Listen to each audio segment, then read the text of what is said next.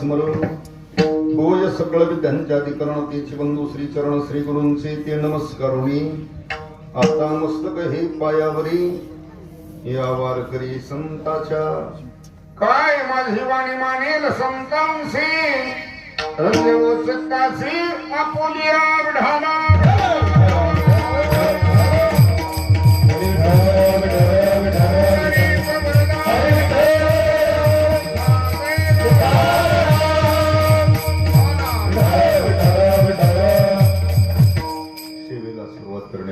थोडासा परिहार तुम्ही असा भगवान मार्तंड भैरव अर्थात खंडेरायाच्या वास्तव्याने पुणे पावन झालेली अभूमीमध्ये चालत असलेला आपला हा अखंड हरिनाम सप्ताह तथा ग्रंथराज ज्ञानेश्वरी पारायण सोहळा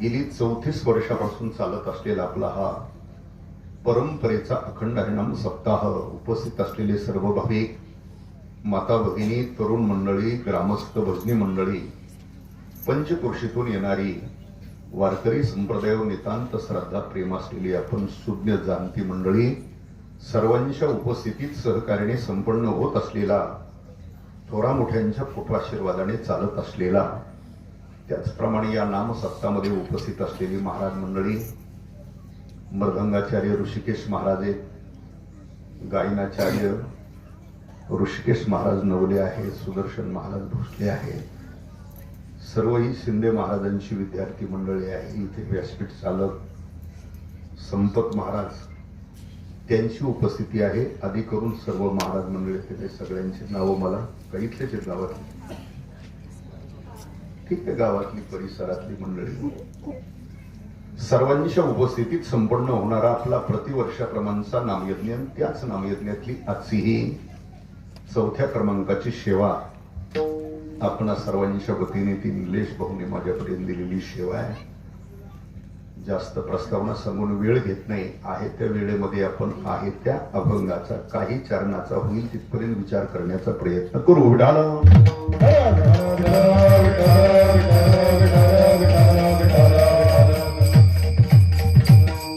सेवेकरता उच्चारलेला अभंग हा जगद्गुरु तुकोबाराय यांचा आहे ऐका या अभंगाची प्रस्तावना अशी या अभंगामध्ये महाराज महात्म्याच्या जीवनामध्ये साधूच्या जीवनामध्ये आलेली अनुभूती अनुभव काय आहे तो प्रथम व्यक्त करतात आणि अभंगाचा महत्वाचा मुद्दा असा आहे की भगवान परमात्मा कुठे असतो कोणाजवळ असतो ते भगवंताचं ठिकाण अर्थात भगवंताचा पत्ता या अभंगामध्ये सांगितलेला आहे देवतया जवळी देवतया जवळी असे कोणाजवळ मग इथे कोण्या भगवत भक्ताचा कोण्या साधूचा कोण्या महात्म्याचा नाम निर्देश केलेला नाही पण लक्षणं जी सांगितलेली ती त्यांची लक्षणं आहेत महाराज म्हणतात देवतया जवळी असे कोणाजवळ मग या अभंगात त्याची लक्षणं आहेत काय लक्षणं आहेत तुका म्हणे भेदाभेद गेला वाद खंडोनी देवतया जवळी असे भूती झाली समता देवतया जवळी असे काम क्रोधा नाही चाली देवतया जवळी पाप नासे दर्शने देवतया जवळी आणि विश्वदेव सत्यत्वे ऐसा ज्याचा देवतया जवळी असे सत्यत्वाने परमात्माच या विश्वामध्ये चराचरामध्ये व्यापलेला आहे असा अनुभव ज्यांच्या जीवनामध्ये आलेला आहे तुकोबाराय म्हणतात बाबा त्यांच्या जवळ असतो कोण देव बघा तो अनुभव चराचरामध्ये सत्यत्वाने परमात्माच एक व्यापलेला असा अनुभव तर जगामध्ये फक्त साधू सोडून एक संत सोडून कोणाच्या जीवनामध्ये आलेला नाही. लक्षात ठेवा, संसारिकाचा अनुभव वेगळा आहे आणि साधूचा अनुभव वेगळा आहे. कसा? संसारिकाच्या जीवनामध्ये काही अनुभव नसतोच. काही अनुभव संसारिकाच्या जीवनामध्ये असतो, पण तो त्याच्या पुरता मर्यादित असतो, बाहेर सांगता येत नाही. आणि काही संसारिकाचा अनुभव समाजामध्ये सांगता येतो, पण तो त्याचा अनुभव ऐकून समाजाला त्याचं फल अथवा फायदा कुठलाच नसतो, त्याचा विषय सोडून द्या. तसं साधूच्या जीवनामध्ये अनुभव आहे, तो सांगता येतो, आणि महात्म्याच्या जीवनामध्ये आलेला अनुभव सांगणं म्हणजे तो विश्वाच्या उद्धाराला कारण ठरलेला साधूचा अनुभव आहे. विठाला तो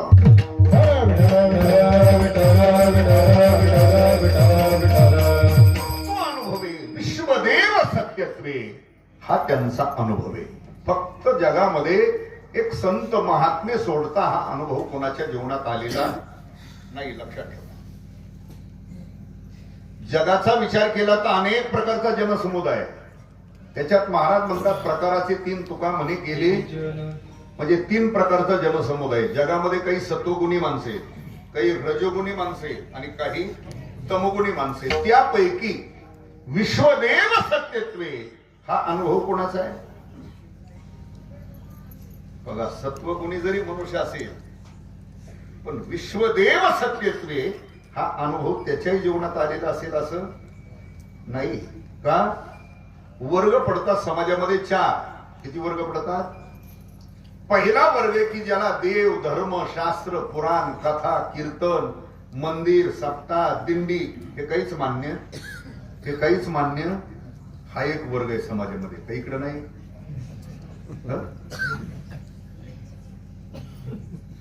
असं बोलायचं नसलं तर असं काहीतरी करा. अहो, तो असणारच ना. त्यांनी वाडी वस्ती सुद्धा सोडलेली नाही. तो वर्ग आहे देव, धर्म, शास्त्र, पुराण न मानणारा एक वर्ग आहे जगामध्ये.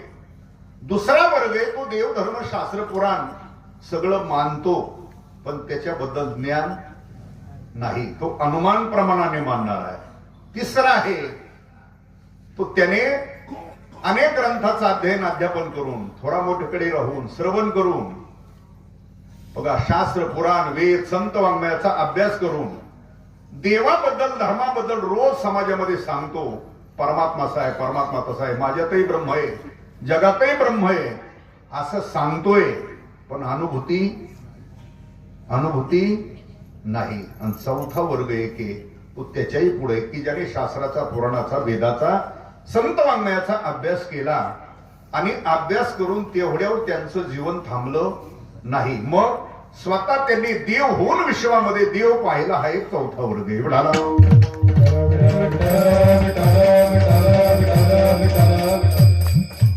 4 वर्ग आहेत. तुम्हाला क्रमवार सांगतो.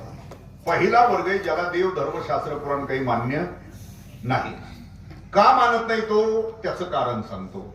आपल्या हिंदू धर्माला, वारकरी संप्रदायाला प्रमाणभूत असलेले 6 शास्त्रकार आहेत. किती शास्त्रकार आहेत? आपल्याला प्रमाण असलेले हिंदू धर्माला, वारकरी संप्रदायाला आपल्या प्रत्येक शास्त्रकारांनी तुमच्या माझ्या सर्वांच्या उद्धाराकरता वेगवेगळे मार्ग सांगितले. कोणी कर्माने, योगाने, ज्ञानाने, उपासनेने वेगवेगळे मार्ग सांगितले आपल्या उद्धाराकरता. पण आपल्याला प्रमाणभूत असलेले जे 6 शास्त्रकार आहेत, तसं त्यांच्या विरोधात मत मानणारे स्वतः 6 नास्तिक दर्शनकार आहेत. आपल्याला प्रमाण असलेले 6 शास्त्रकार आहेत, त्यांच्या विरोधात मत मानणारे 6 नास्तिक दर्शनकार आहेत. त्या नास्तिक दर्शनकाराचं मते हे कर्म, उपासना, विधी, योग, ज्ञान, भक्ती हे काहीच करू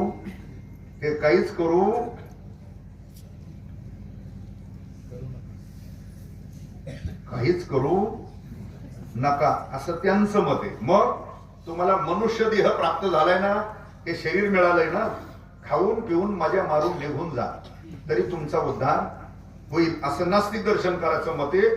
त्याला महाराजांनी प्रमाण दिलं, मरण ते मुक्ती पाखंड्याची. भोजन हीच भक्ती, भोजन करणं हीच भक्ती आणि मरण हीच मुक्ती हे पाखंड्याचं मत आहे. म्हणजे परमार्थातलं कुठलं साधन न करता तुम्ही खाऊन पिऊन मजा मारून निघून गेले तरी तुमचा उद्धार होतो असं त्यांचं मत आहे.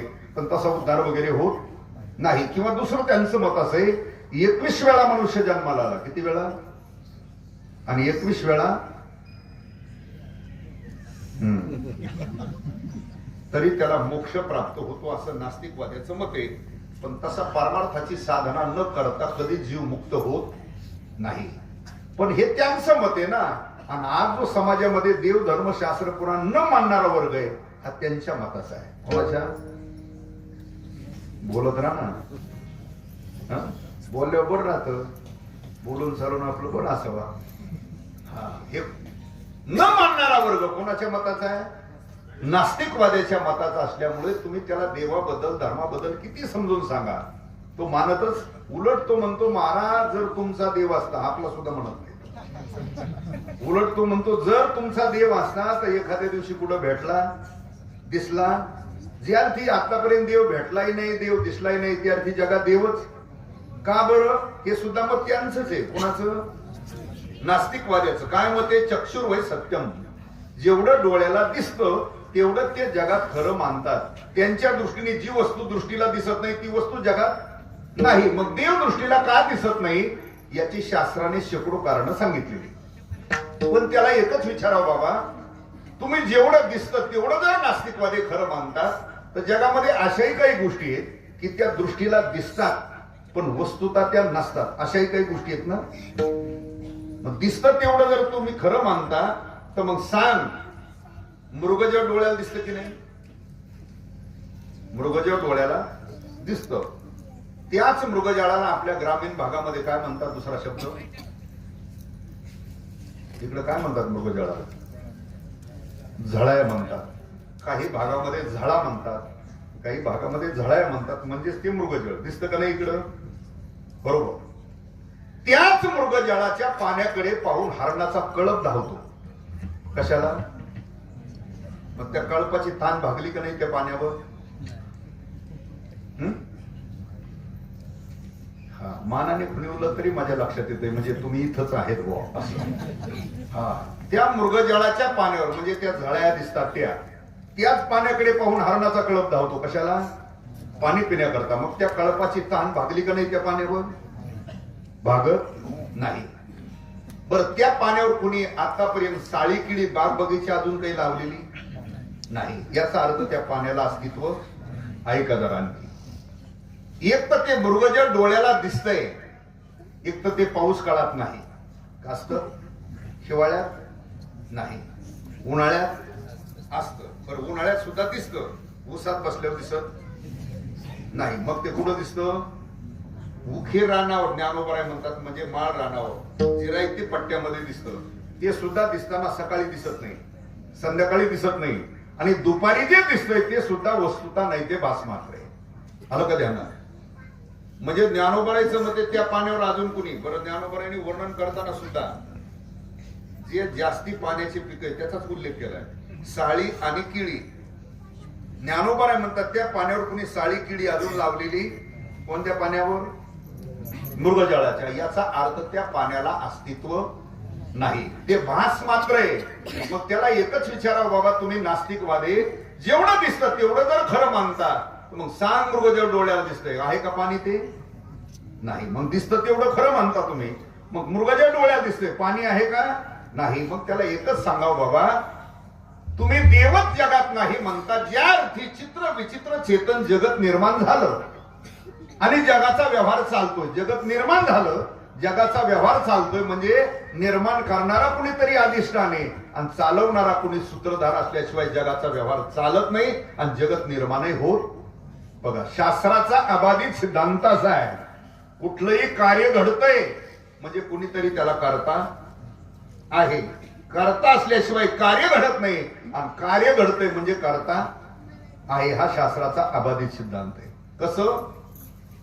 बघा, आपला 34 वर्ष झालं चालू. काय?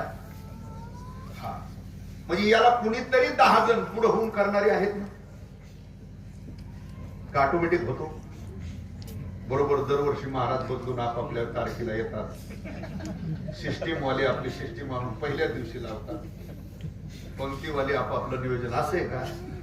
नाही ना. याच 4 महिने 6 महिने 8 महिने अगोदर काय सगळं नियोजन आहे. मग सामान्य व्यवहार तुमचा एक नाम सप्ताह करायचा आहे तर त्याला 4 जण 10 जण कुणीतरी पुढे होऊन करणारे असल्याशिवाय हे घडत. मग जगत निर्माण झालं म्हणजे निर्माण करणारा कुणीतरी आहे. जगाचा व्यवहार चालतोय म्हणजे चालवणारा सुद्धा कुणीतरी आहे. आणि मला वाटतं अशाच नास्तिक मंडळीला पटवण्याकरता मला वाटतं ज्ञानोबरांनी तुमच्या सगळे व्यवहारातले दृष्टांत दिले. तुमच्या व्यवहारातले पटवण्याकरता म्हणजे ज्ञानोबरायचं मते या जगात स्वयंभू काहीच निर्माण होत नाही आणि करत असल्याशिवाय कार्य घडत. बघा तुम्ही मडकं गाडगं घट काय म्हणता तुम्ही त्याला?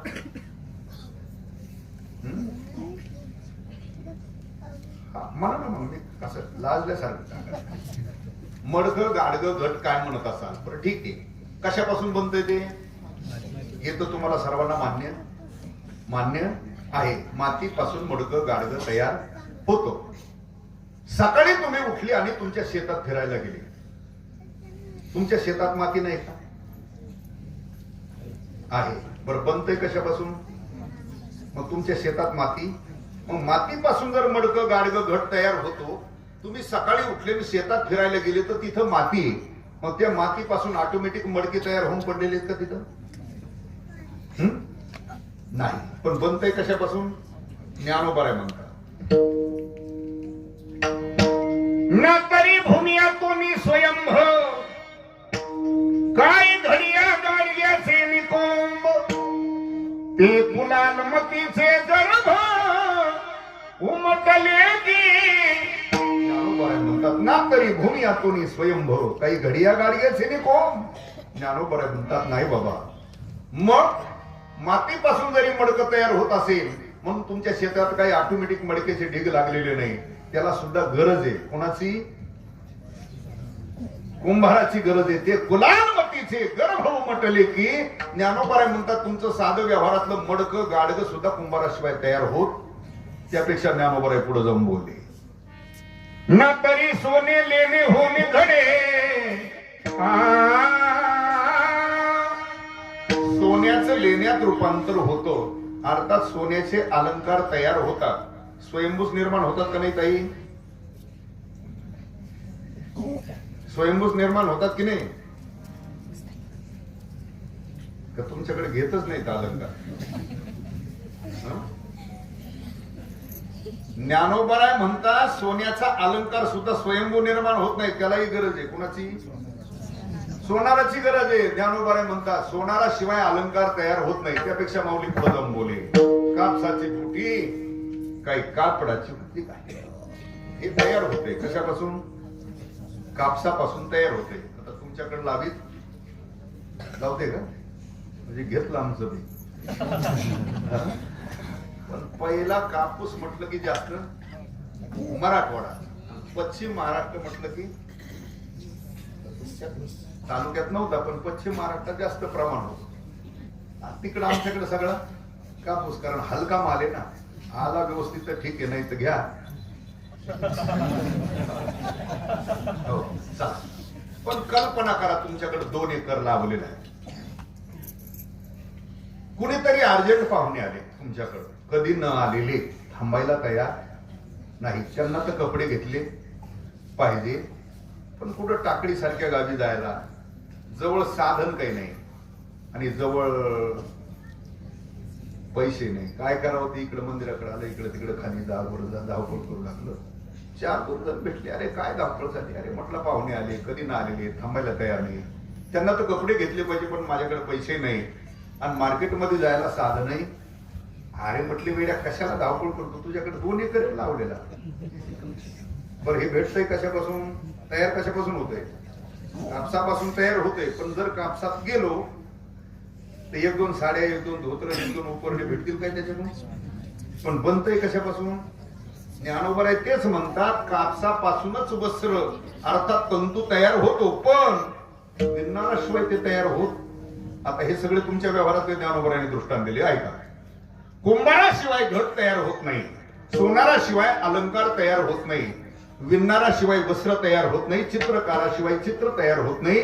तसं चित्र विचित्र चेतन जगत निर्माण झालं म्हणजे याला निर्माण करणारा सुद्धा कुणीतरी अधिष्ठान परमात्मा असल्याशिवाय जगत झालं नाही आणि जगाचा व्यवहारही त्याच्याशिवाय चालत नाही. एवढाला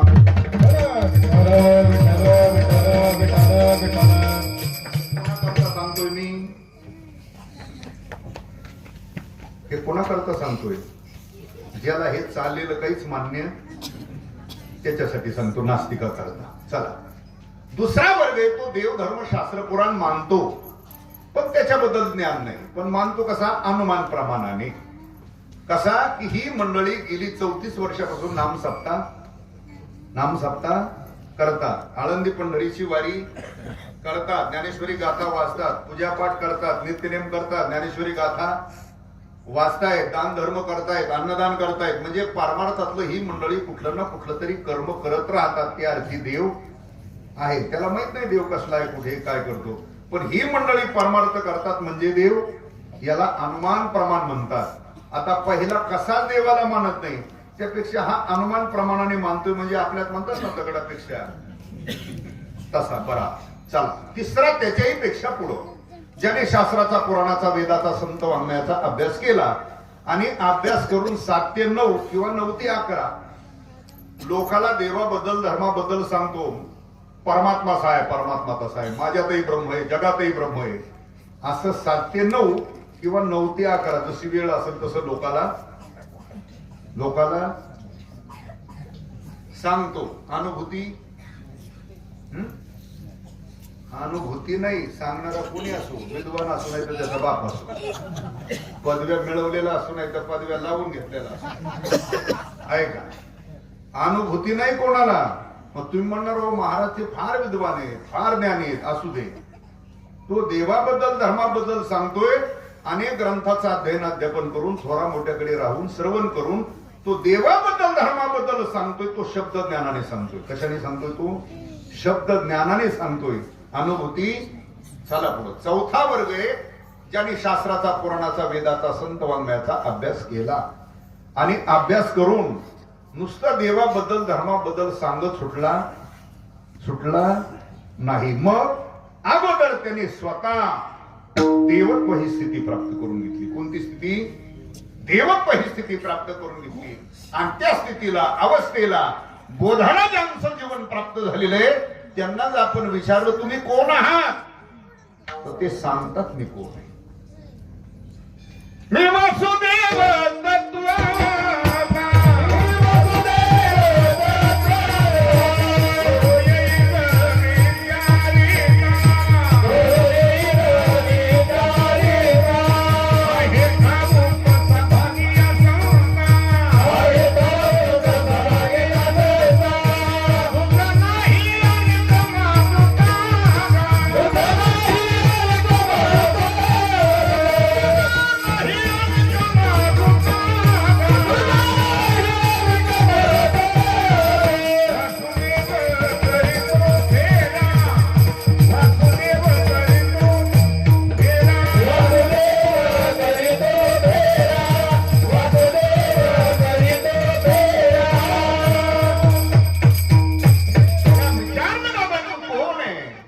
सांगतोय मी कोणी.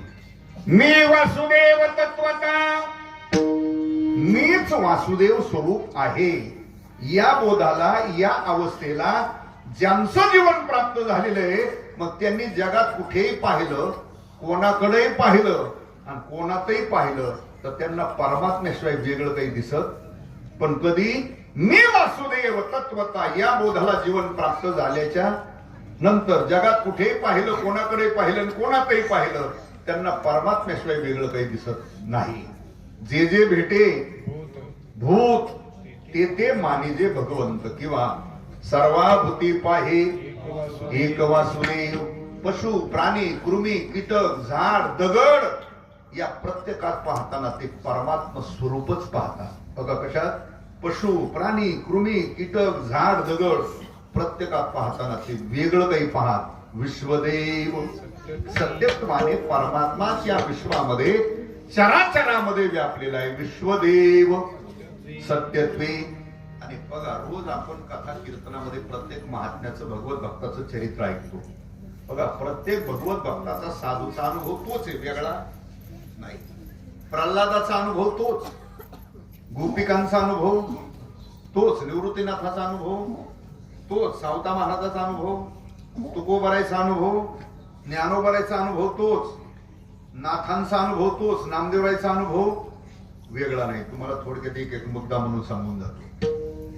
बघा प्रल्हादाचा अनुभव, आणि तुम्हाला अनुभव कोणता सांगतोय मी? विश्वदेव तेवढा सांगतो. प्रल्हाद हा महान भगवत भक्त होता. अवतार घेताना पण एका राक्षसी कुळामध्ये घेतला. कोणत्या? हिरण्यकश्यपू. हिरण्यकश्यपू म्हणजे कोण? हिरण्यकश्यपू म्हणजे स्वतः भजन करत, भक्ती करत, आणि जे करतात त्यांनाही करू देत, त्याला म्हणतात काय? त्याला म्हणतात जो परमार्थ करत नाही, परमार्थातली साधना करत नाही, जे करतात त्यांना करू देत नाही, त्याला म्हणायचं काय? हिरण्यकश्यपू. आलं का त्यांना? आताही गावगाव त्याच्या पॅनलचे पक्षाचे एक एक दोन दोन जण आहेत, नाही असं नाही. चला, आणि तो तर राजा होता. कोण? स्वतःच्या राज्यामध्ये मदांध झालेला हिरण्यकश्यपू आपल्या राज्यामध्ये ग्वाही फिरवली. काय? नाव घेऊन दे देवाचे, नाव घेऊन दे देवाचे, नाव घेऊन दे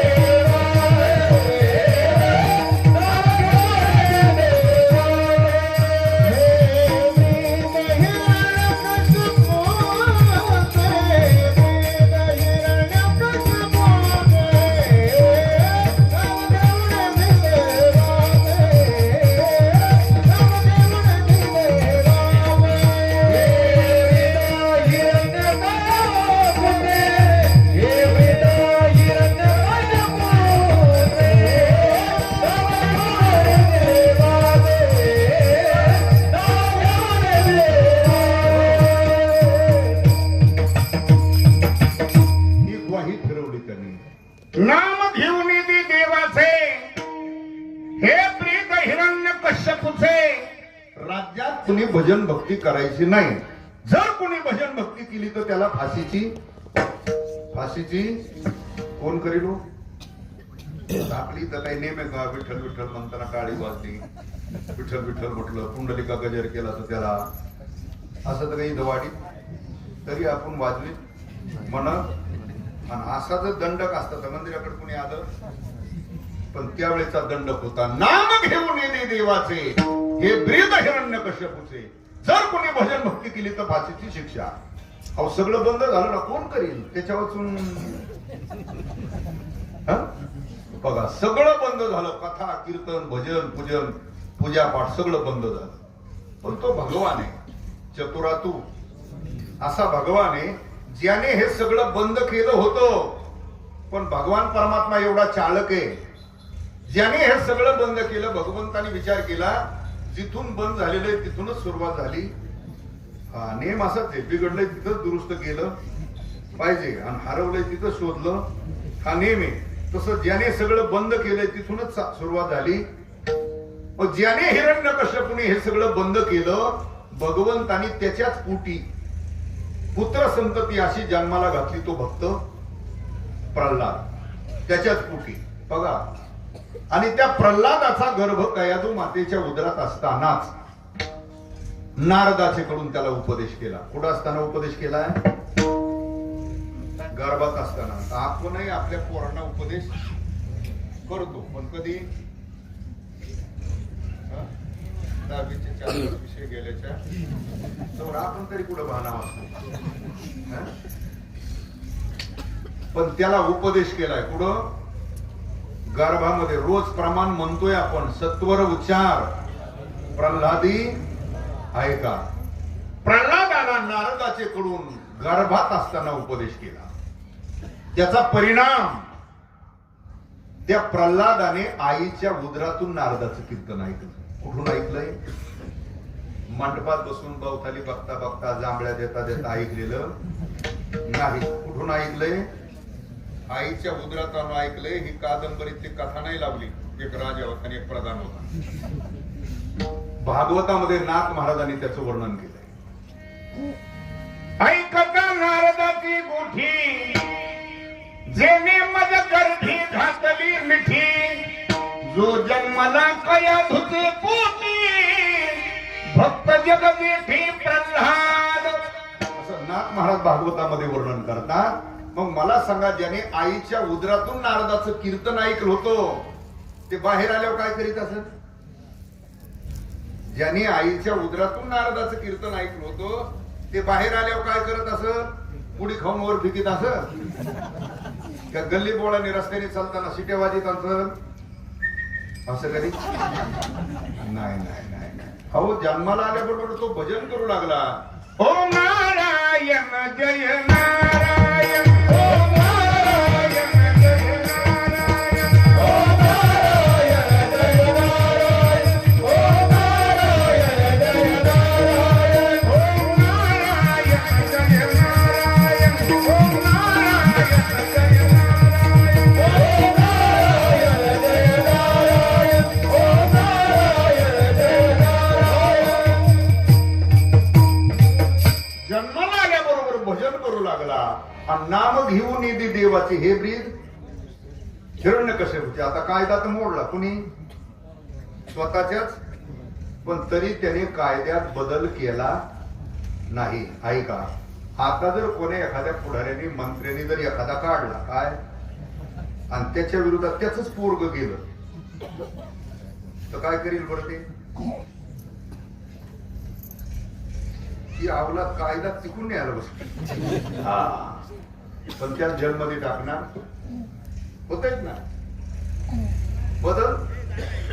ऐका, पण हिरण्यकश्यपूने तसं नाही केलं. सांगितलं प्रल्हादा ते नाम घेऊ नको, माझ्या शत्रूच आहे ते. पण तो नामस्मरण सोडायला तयार नाही. प्रल्हाद ऐकत नाही म्हणून त्या प्रल्हादाला मारण्याकरता 11 प्रयोग केले. किती प्रयोग केले? भागवत महापुराणामध्ये सगळ्या त्याच्या मोठ्या कथा आलेल्या आहेत. बघा काय काय प्रयोग केले. हातीच्या पायाखाली तुडवला, कडेलोट केला, सागरामध्ये बुडवण्याचा प्रयत्न केला, विष पाजून मारण्याचा, शस्त्रामध्ये तोडण्याचा, अग्नीमध्ये जाळण्याचा, सर्पगृहामध्ये डांबण्याचा, विष पाजून मारण्याचा, असे वेगवेगळे प्रयोग केले. किती? 11 प्रयोग केले. पण प्रल्हादाला काही झालं का? त्याचा रक्षण करणारा भगवान आहे. आणि नीट ऐका, ज्याचं भगवान रक्षण करतो त्याचं जगात कोणीच काही करू शकत. देव राखे तया मारील कोण, नमोडे काटा हिंडतावन, नगळे नमुडे नोहे काही विषतेही अमृत पाही. किंवा ज्ञानोपराय म्हणतात, प्रल्हादाची या बोला विषही सकट आपण झाला. सगळं भगवंताने त्याचं रक्षण केलं. एवढे प्रयोग करून सुद्धा त्या प्रल्हादाला काही झालं बघा. एवढे प्रयोग करून हा लहान मुलगा प्रल्हाद मरत नाही.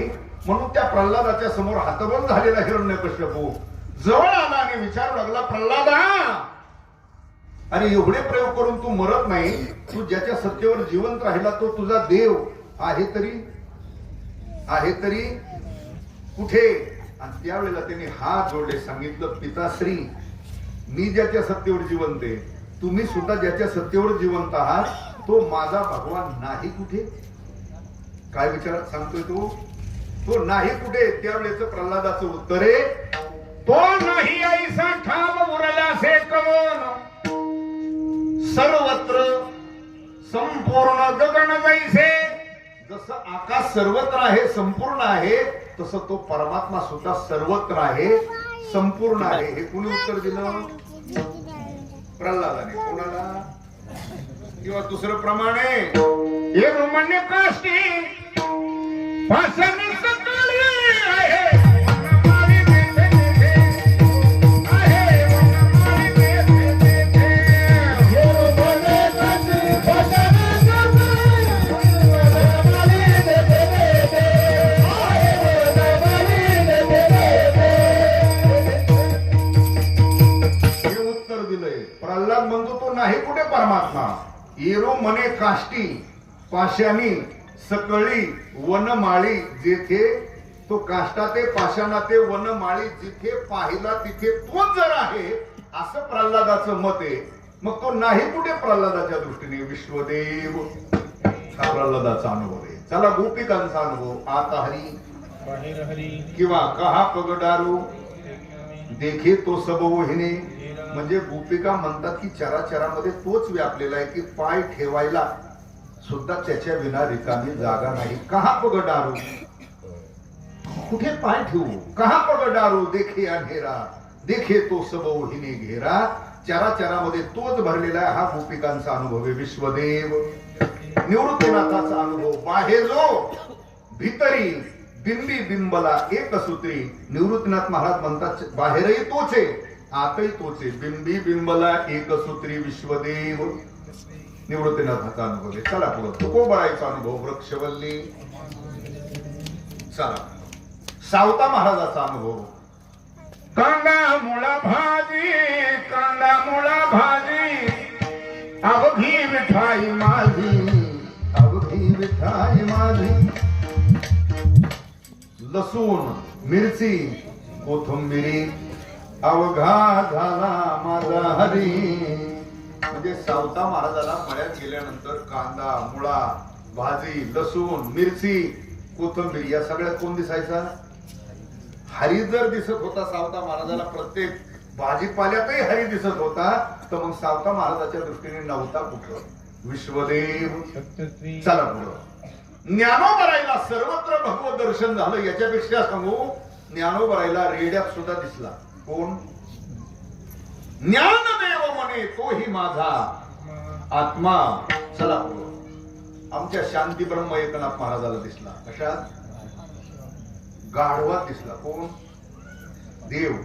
आपल्याला अजून माणसातली माणसं सुद्धा घरी समजली, म्हणून आपण कोणाच्याही नादी लागतो. बरं बाकीचे लागू द्या, परमार्थातले सुद्धा कोणाच्याही नादी लागतात. सत्यात सुद्धा माणसं कोणाच्याही नादी लागतात. वारकऱ्याच्या नादी लागावं, परमार्थिकाच्या संगतीत राहावं, भांगऱ्या भुंगऱ्याच्या संगतीत राहावं. संप्रदायात मी म्हणतो बाकीच्या क्षेत्रात तुमकडे कोणी कोणाच्याही मागे गेलं तर ठीक आहे, पण आपण परमार्थात आल्यावर तरी चांगल्याच्या मागे राहावं ना. पण परमार्थात आल्यावर तो काय काही लय वळवळी. नाही नाही त्या पाहिजे आपल्याकडे. चांगला आईचं म्हणतोय ते. विठाला विठाला.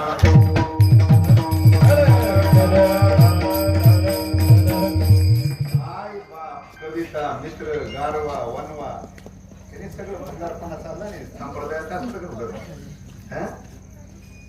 पण आता कधी कधी काय होतं, कोणाचं ऐकावं कोणाचं ऐकू नये यालाही काही नियम आहेत. पण ते आता सध्या असं काम झालंय, हुराळी मेली लागली लांडग्याच्या माग असं झालंय. त्याला संप्रदायात काडीची अक्कल नाही, त्याला काय काही मूर्ख माणसाने डोक्यावर घेतलं. पर परंपरेत जर गेलं, फडकरी परंपरेत जर या मुसडीच्या पायापाशी सुद्धा कोणी उभा करीना, आणि त्या लोक म्हणतात हा. आणि सध्या एवढंच चाललंय कीर्तनात आई बाप ते मित्र गारवा का काय वनवास काय इतरी काहीतरी आहे, जिजू काय कोंगाय बाप का काय. हा आता आई झाली, बाप झाला, मित्र झाला, बहीण सांगत आहे कुणी. आता फक्त बायकोच हे गाडी सांगायचं म्हणजे कळसच निघाला जमा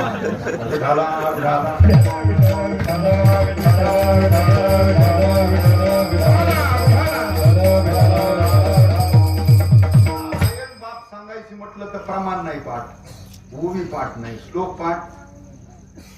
मग गाणे पाठ करण्यापेक्षा ओवी प्रमाण पाठ केले तर घोसडीच्या तुझाही उद्धार होईल, आणि ज्यांच्या कानावरचे शब्द जातील ज्ञानोबरायचे गोबरायचे त्यांचाही उद्धार होईल. गाणे म्हणून तू बी नरकातच जाशील, आणि ज्यांना तुझा नाद लागलाय त्यांना घेऊन जाशील आलं तरी. विठाला विठाला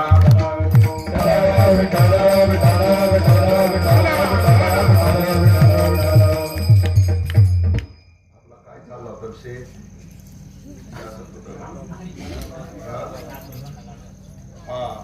नाथांना गाढवा दिसला रामेश्वर. आपल्याला अजून माणसातली माणसं सुद्धा संप्रदायातली कळाली, तेवढं कळाली तरी परमार्थ सफल झाला असं म्हणता येईल. देव नाही दिसून द्या, माणसातली जरी माणसं जरी परमार्थातली कळाली तरी कळत. शांती ब्रह्म एकनाथ महाराजाला गाढवा दिसला, संत शिरोमणी नामदेव महाराजाला दिसला. कशात?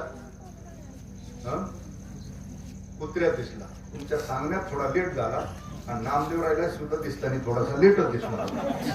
बुडाला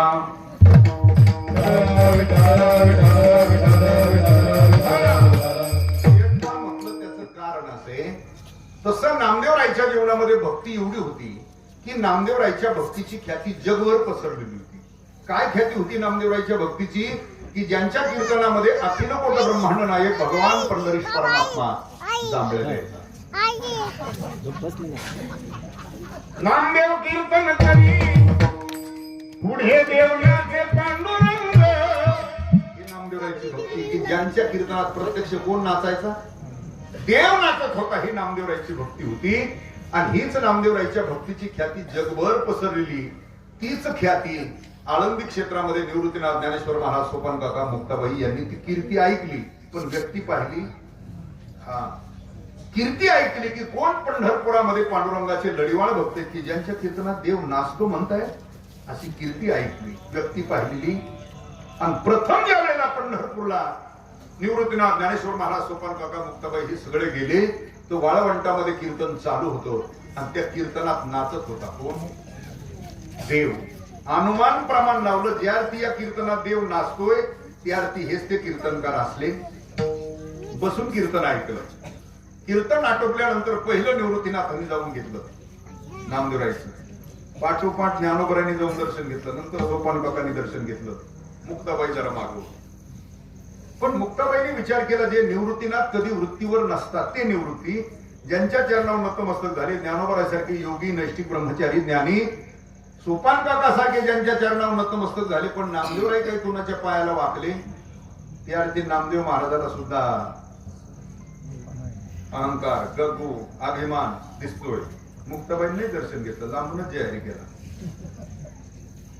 आणि वारी संपून परत निघताना निवृत्तीनाथाला सांगितलं, त्या नामदेव महाराजाला आपल्या भागात, पारनेर भागात आपलं आळंदीला घ्या बोलून कधी. आता निवृत्तीनाथाच्या काही मनी ध्यानी नव्हतं. सहज निघताना सांगितलं, नामदेवराय या, कधी वेळ भेटला तर आळंदीला. नामदेवराय म्हटले, पांडुरंगाची आज्ञा मिळाली तर ही ठीक आहे. ही मंडळी वारी संपून गेली. बराच काही काल गेला आणि सहज नामदेवरायांनी विचारलं, भगवान ही आळंदीकर कोण मंडळी आलेली होती, त्यांनी मला बोलवलंय, जाऊ? भगवान म्हटले, लवकरात लवकर जा. का बरं? भगवान म्हटले, अरे नामा ते संत आहेत, अधिकारी, ज्ञानी, जा, तुला सहवास घडेल. गेले नामदेवराय. तिथं गेले त्यावेळेला नेमकं संमेलन भरलं. सगळी संत मालिका एकत्र आली आणि त्या संमेलनाचा विषय होता ब्रह्मज्ञानाचा. विषय कोणता आहे? ब्रह्मज्ञानाचा. नामदेव महाराजाकडे भक्ती होती पण ज्ञानाचा अभाव होता ना. भक्ती होती पण ज्ञानाचा अभाव. आणि त्या संत संमेलनात सगळ्यात वयोवृद्ध, तपोवृद्ध, ज्ञानवृद्ध होते गोरोबा काका, सगळ्यात वयोवृद्ध. त्यावेळेला संमेलनात सगळे बसले. त्यावेळेला मुक्ताबाई म्हणते, काका तुम्ही जी घरी मडके बनवता ते मडकं कच्च का पक्क, कसं ठरवता हो? काका म्हटले, आमच्याकडे असते काय, हा ठोका टाकला की आवाजावच कळत ते कच्च आहे का पक्क. आपण सुद्धा उन्हाळ्यात घेतो की नाही? तुम्ही काय करून घेता ते? वरून आकार चांगलाय मग असं घेऊन निघत का? नाही नाही, मग हा त्याच्याहून कळतं ना. तसं काका म्हटले, आमच्याकडे थापट नसतं, ठोका टाकला की कळत आवाजावर. असं का? हो. मग मुक्ताबाई म्हणते, या संमेलनात बसलेले जेवढे मडके हे जरा तपासून पाहता का? काका म्हटले, पाहतो. आता काकाने सुरुवात केली निवृत्तीनाथापासून. आता हे सगळे पक्केच ना हो. पण नामदेव महाराजावर पाळी आली, जसं थापटणं बसलं तसं नामदेवराय उठले. त्यावेळेला गोरोबा काका म्हणतात, मुक्ता नाम अजून कसा आहे? काका मावळ भाषेत बोलले, पण मुक्ताबाई ते टेन्शन होत. एखाद्या गोष्टीचं टेन्शन किती दिवस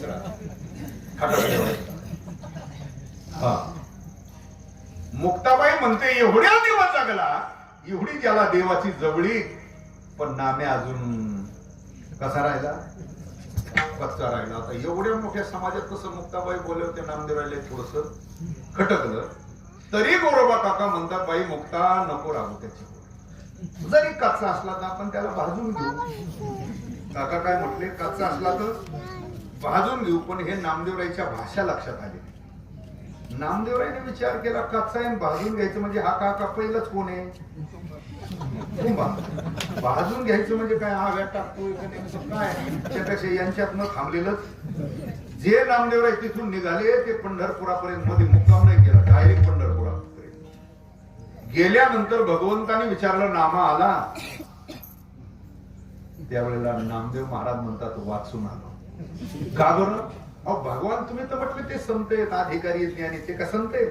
भगवान म्हटले काय झालं? नामदेवराय म्हणतात अहो थापात मारून कुठं परीक्षा असते भगवान, आणि मला कच्चा ठरवणार आहे ते कोण? मी कच्चा आहे. त्यावेळेला भगवान म्हटले नामा तुला खरं सांगू का? म्हणतात ना खरं बोलल्यावर सख्या नामा तुला खरं सांगू, तिथं जी संत मालिका एकत्र आली होती त्या संत मालिकेत नामा तू खरंच कच्चा आहे. इथं पंढरपुरातल्या वारकऱ्यात बार पंढरपुरातल्या, कारण त्यांना काहीच येत नाही, त्याच्यातून 4-5 चाली येतात. बाकीचे कोणी बिसूर म्हणतंय, कोणी ताल सोडून म्हणतंय, त्याच्यात तू 4-5 का होईना पण ताला स्वरात म्हणतोय, वासरात लंगडी गायशी आली. पंढरपुरातल्या वारकऱ्यात तू बार आहे, पण तिथं जे संमेलन भरलं होतं त्याच्यात तू खरंच. मग नामदेवरायला वाटलं देव सुद्धा म्हणतोय कच्चा आहे म्हणजे नक्कीच मी. बर मग पक्का होण्याकरता काय करू? सांगितलं तुला गुरु करावं लागेल, तू अजून गुरु केलेला. बर कोणाला करू गुरु? भगवान म्हटलं इथं काही कोणाच्या नादी लागू नको, तू डायरेक्ट औंढ्याला जाय, तिथं विश्वोबा खेचर स्वामी त्यांना गुरु करून दे. निघाले पंढरीहून, औंढा नागनाथला गेले. लोकांना विचारलं कुठे राहता स्वामी? लोकांनी सांगितलं जाऊ मंदिरात. मंदिरात गेले तर ते भगवान शंकराचं ते लिंग पिंड मोठी, ते विश्वोबा खेचर स्वामी असं क्रूज झालेलं शरीर, पायात खडावा तशाच, त्या लाकडी खडावा पायातल्या, त्या खडावासह महादेवच्या पिंडीवर पाय ठेवून असं उताना झोपलेलं. ते नामदेवरायने जाऊन विचार केला, विचारलं तर म्हटलं हेच आहेत स्वामी. नामदेवरायने विचार केला मी अगोदरच कसा आहे, कच्चा आहे, आणि देवाने अशा गुरुकडे पाठवलंय ते पायातल्या खडावासह महादेवच्या पिंडीवर पाय ठेवून झोपले, हे काही पक्क करील आपलं. त्यापेक्षा आपल्याला हा गुरुच. ते लांबूनच दृश्य पाहिलं नामदेवराय, तिथूनच वळाले आपलं मागे. पण ते विश्वोबा खेचरे त्यांनी आमच्या अंतकरणातला भाव जाणला ना, हाक मारली हो आले का परत आले. त्यावेळेला नामदेव महाराज म्हणतात काही नाही तुम्हाला गुरु करायचं होतं, पण हे काय लक्षण तुमचं? त्यावेळेला स्वामी म्हणतात बाबा मला गुरु नको कोण, पण वृद्धाप्य कालामुळे आता मला पाय उचलणं सुद्धा अशक्य झालंय, किमान माझ्यावर तेवढी कृपा कर की पिंडीवरचे पाय तरी उचलून बाजूला ठेव. गेले नामदेवराय पुढे, ते पिंडीवरचे पाय उचलले आणि तसे सरकून बाजूला टेकवले. जिथं खाली टेकवले तिथं खालून वेगळी पिंड तयार झाली. पुन्हा हे पाय पुन्हा या बाजूला टेकवले, पुन्हा खालून पिंड तयार झाली, पुन्हा पाय, सर्व बाजूने पाय फिरवले, पण जिथं टेकवण्याचा प्रयत्न केला तिथं पिंड तयार व्हायची, पुन्हा पाय. त्याच्यातच नामदेवरायला 2 प्रकारचा साक्षात्कार झाला की हे विश्वोबा खेचर स्वामी हे देवाच्या डोक्यावर पाय ठेवत नसून देवच यांचे पाय. सेवकाच्या शिरी धरुणी चाले पादुका.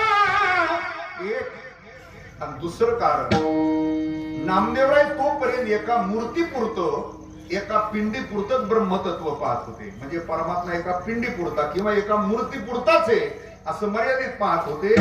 पण त्यावेळेला विश्वोबा खेचर स्वामी म्हणाले बाबा कुठं पिंड दिसतील? त्यावेळेला नामदेव महाराज म्हटले जिकडे पाहिलं तिकडे आता सगळ्या पिंडी दिसतात, मग तुला दिसत नाही कुठं? अहो सर्व ठिकाणी पिंडी दिसतात, मग दिसत नाही कुठं? त्यावेळेला नामदेव महाराज म्हटले आता मला फक्त इथं दिसा ना माझ्या काय. मग त्यावेळेला स्वामी म्हटले तुला जिथं पिंड दिसत नाही तिथं पाय ठेव आता माझे. खाली बसले तेच पाय डोक्यावर घेतले. अर्थात साधूचा कोण्याही अंगाने स्पर्श झाला ते कृपेलाच पात्र होत असतो. त्यावेळेच नामदेवरायचं प्रमाण आहे. नाममुनी खेचरा पायी ओळख झाली सर्व ठाई, ओळख झाली सर्व ठाई, ओळख झाली सर्व ठाई.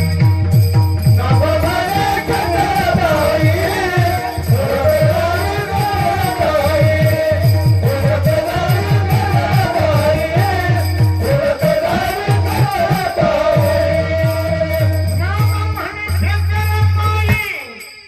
ओळख झाली सर्व ठाई. पायी ओळख झाली सर्व ठाई, चराचरामध्ये परमात्मा आहे ही मला खेचर स्वामीमुळे ओळख झाली. तिथून नामदेवराय पुन्हा पंढरपूरला आले. भगवंताने विचार केला, एकादशीचं कीर्तनही झालं आणि द्वादशीच्या भोजनाची म्हणजे सकाळच्या पंक्तीची व्यवस्था म्हणजे सकाळी स्वयंपाक चालू होता. भगवंताने विचार केला, हे तिकडून जाऊन आलंय कुठून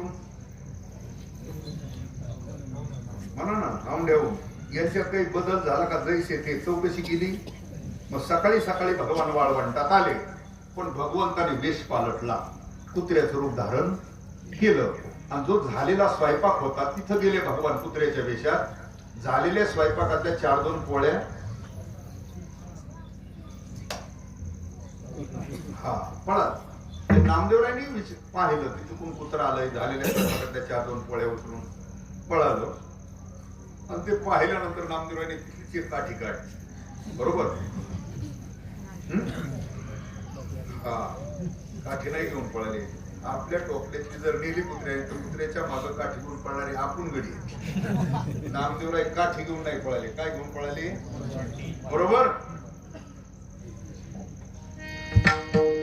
हाती घेऊन तुपाची वाटी नामधारे स्वाना पाठी, थांब थांब ऋषिकेशी, कोणत्या कैच्या फाशी. हाती घेऊन तुपाची वाटी नामधारे स्वाना पाठी, थांब थांब ऋषिकेशी.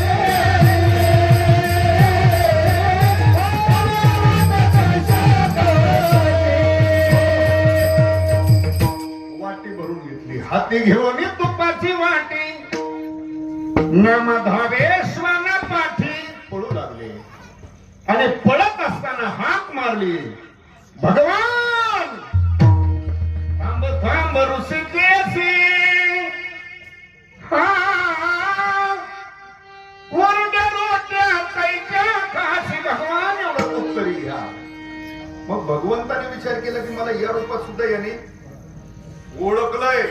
मग भगवंताने प्रत्यक्ष रूप प्रगट केलं, सांगितलं नामा कुत्र्याच्या रूपात सुद्धा तू मला ओळखतो. याचा अर्थ आता तू कसा आहे, आता कसा आहे, आता कोणी सप्त्याला जा. आपलं सप्त्याला सुद्धा पक्क झाल्याशिवाय जाऊ नये.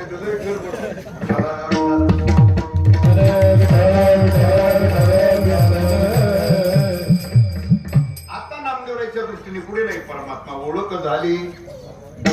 नामदेवरायचा, नाथ महाराज, ज्ञानोबराय, तुमोबराय, सावता महाराज, गोपिका, प्रल्हाद आदी करून सर्व संतांचा अनुभव तोच आहे. कोणता? जिकडे पाहिलं तिकडं, ज्यांच्यात पाहिलं त्यांच्यात, आणि जिथे पाहिलं तिथं वेगळं काही दिसलं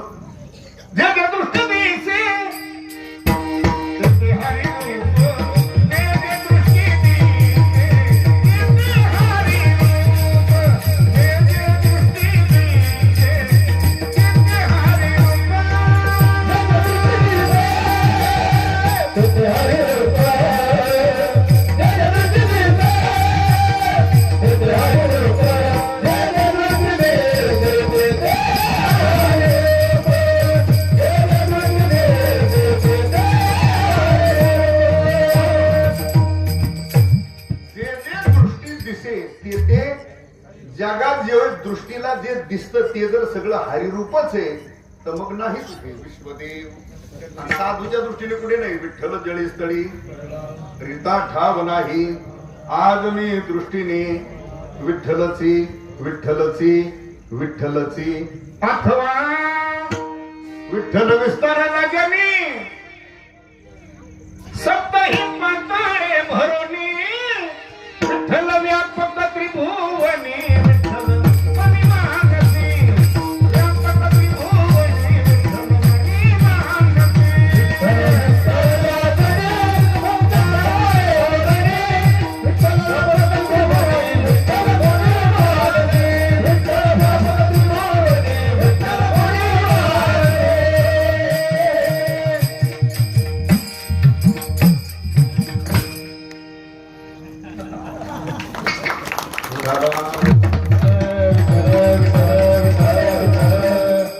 विठ्ठल विस्ताराला जमी, विस्ताराला जनी सप्त ही पाताळे भरुणी व्यापक त्रिभुवनी मग नाही कुठे विश्वदेव सत्यत्वाने परमात्माच या चराचरामध्ये विश्वामध्ये व्यापलेला आहे असा अनुभव ज्यांच्या जीवनात आलेला आहे कोणता विश्वदेव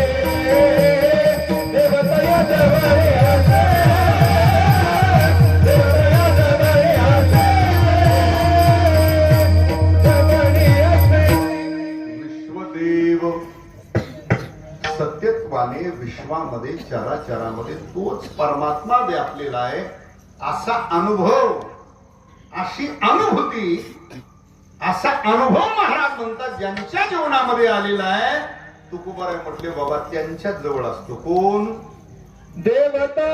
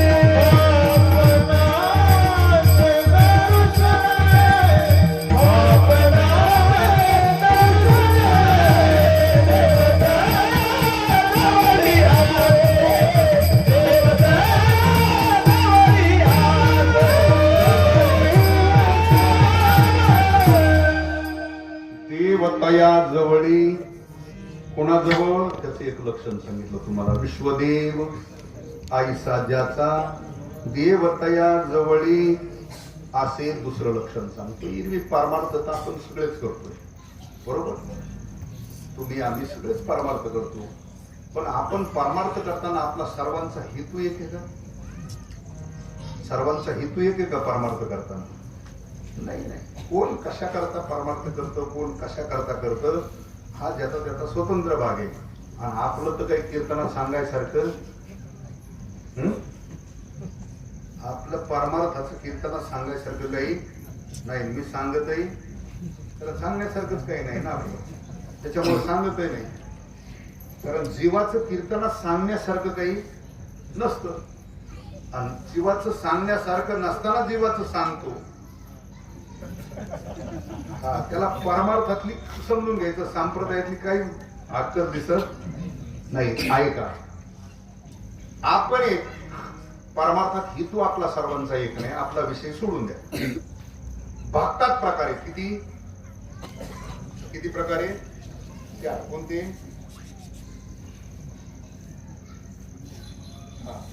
किती प्रकारे चारीत नाही ऋषी महाराज कोणते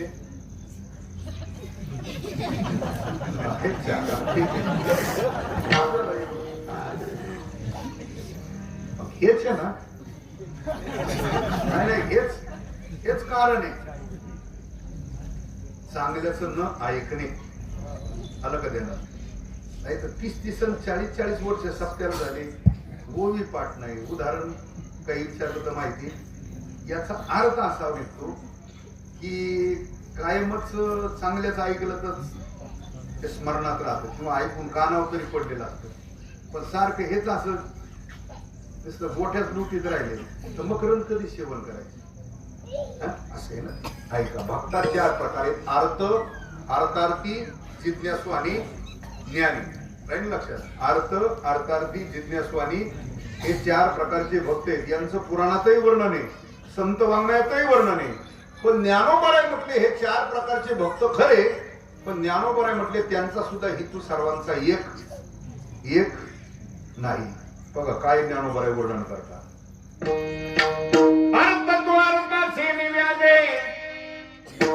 जिज्ञासू तो जाणावया लागी भजे तिजे निजे अर्थ सुखी चौथियाचे ठाई काहीच करणे नाही बघा हा 4 प्रकारच्या भक्ताचा हेतू ज्ञानोबरायने सांगितला आता उभी नाही लक्षात आली तर आणखी सोपं करून सांगतो ज्ञानोबराय म्हणतात एक भक्त असा आहे तो भगवंताचा दावा करतो नामस्मरण करतो पण आपल्यावर संकट आलं म्हणजे संकट काळी दावा करणारा एक भक्त आहे दुसरा भक्त आहे नामस्मरण करतो भजन करतो भगवंताची शरणागती पत्करतो पण त्याच्या मोबदल्यात भगवंताकडून काहीतरी लौकिक ऐश्वर्याची अपेक्षा करतो तिसरा भक्त आहे तोही रात्रंदिवस भजन भक्ती करतो पण त्यालाही अपेक्षा आहे पण पहिल्या दोन्ही भक्तापेक्षा थोडीशी वेगळी कोणती अपेक्षा आहे माझा उद्धार व्हावा माझ्या जन्म मरणाची निवृत्ती व्हावी भगवंताची माझ्यावर कृपा व्हावी तो भगवान परमात्मा मला भेटावा तो पाहुणा म्हणून माझ्या घरी यावा या उद्देशाने करतोय आणि चौथा जो ज्ञानी भक्त आहे तोही रात्रंदिवस भजन भक्ती करतो पण हेतू कुठलाच फक्त भजन भक्ती करणं हेतू असे किती बघा पहिला संकट काळी दावा करणार ते आपल्यातही बी पुराणात बी आता आपण कीर्तन आटोपलं जेवण झालं आणि निघालो आपण घरी प्रत्येकाच्या हातात असते बॅटरी नाही तर मोबाईल आणि ते निघाला आपलं रस्त्याने पायी रस्त्याच्या कडेला काही गवत आहे चगाळे आणि त्याच्यातून वाजलं असं खसखस खसखस असं वाजल्यावर काय म्हणतात तिकडं राम राम राम राम आता ही नामस्मरण आहे पण देवा करताय का नाही किती कुठे संकट काळी केलेला दावा हे आपल्यातही आहेत आणि पुराणातही बघा गजेंद्र त्याच यादीतला आहे गजेंद्राने भगवंताचा दावा केला आता कथा पहा